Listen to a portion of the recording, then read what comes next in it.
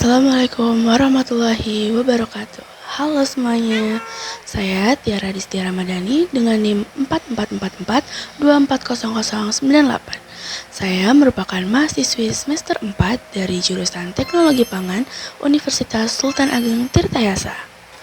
Dalam video kali ini, saya akan menjabarkan beberapa ilmu yang saya dapat selama perkuliahan mengenai metode analisis kadar abu dan mineral dengan menggunakan metode gravimetri.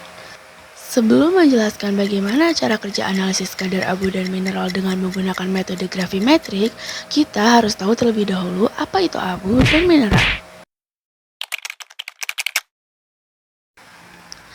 Abu adalah zat organik hasil sisa pembakaran suatu bahan pangan. Kadar abu dalam bahan pangan erat kaitannya dengan kandungan mineral yang ada di bahan pangan tersebut.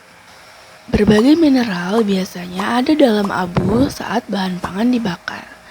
Oleh sebab itu, kadar abu dapat juga diartikan sebagai kandungan mineral total yang ada di dalam bahan pangan. Mineral adalah senyawa anorganik yang memiliki struktur atom teratur dengan komposisi kimia tertentu dan memberikan sifat fisik yang spesifik. Mineral merupakan salah satu zat gizi yang dibutuhkan oleh tubuh karena memegang peranan penting dalam pemeliharaan fungsi tubuh, baik pada tingkat sel, jaringan, organ, maupun fungsi tubuh secara keseluruhan. Kadar mineral dalam bahan pangan sendiri merujuk ke salah satu spesifik jenis mineral yang ingin diketahui jumlahnya, seperti besi, magnesium, tembaga, kalsium, dan banyak lagi. Analisis kadar abu dalam bahan pangan memiliki beberapa aplikasi penting karena nilai kadar abu mencerminkan total mineral yang ada dalam bahan pangan tersebut, seperti besi dan kalsium. Selain itu, analisis ini digunakan untuk mengontrol kualitas guna memastikan produk sesuai dengan standar yang ditetapkan, serta untuk mendeteksi pemalsuan atau adanya kontaminasi jika kadar abu yang ada dalam bahan pangan terlalu tinggi.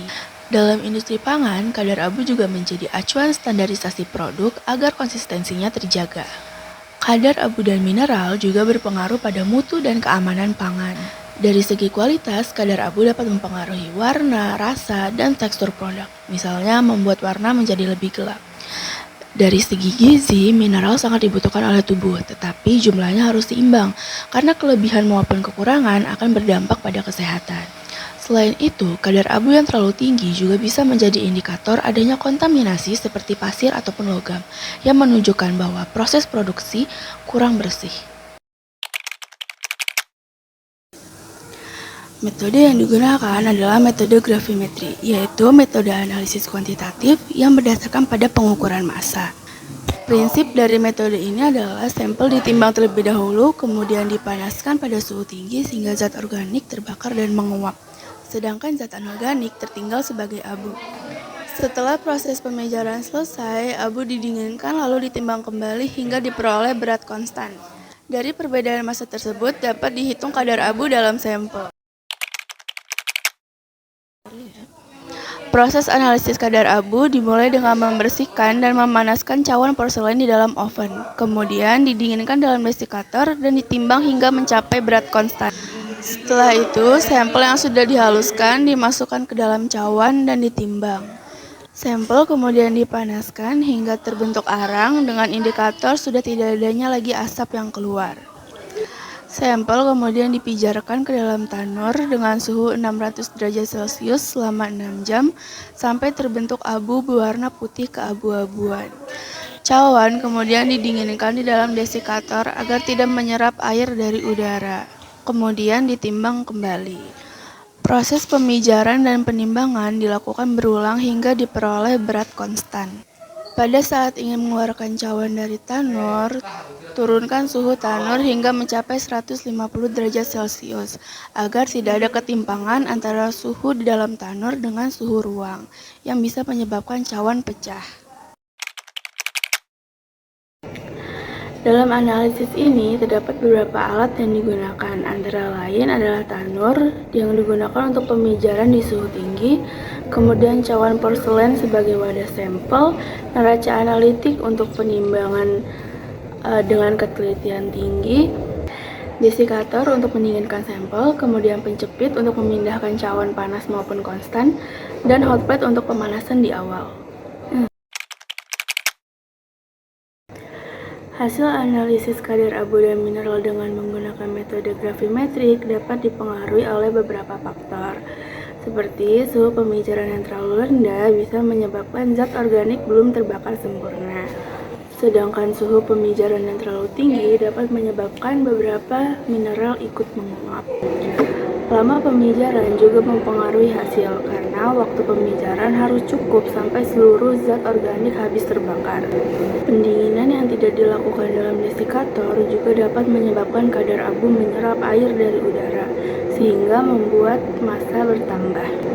Ketelitian penimbangan dan jenis sampel juga mempengaruhi hasil akhir dari analisis kadar abu dan mineral dengan metode gravimetrik.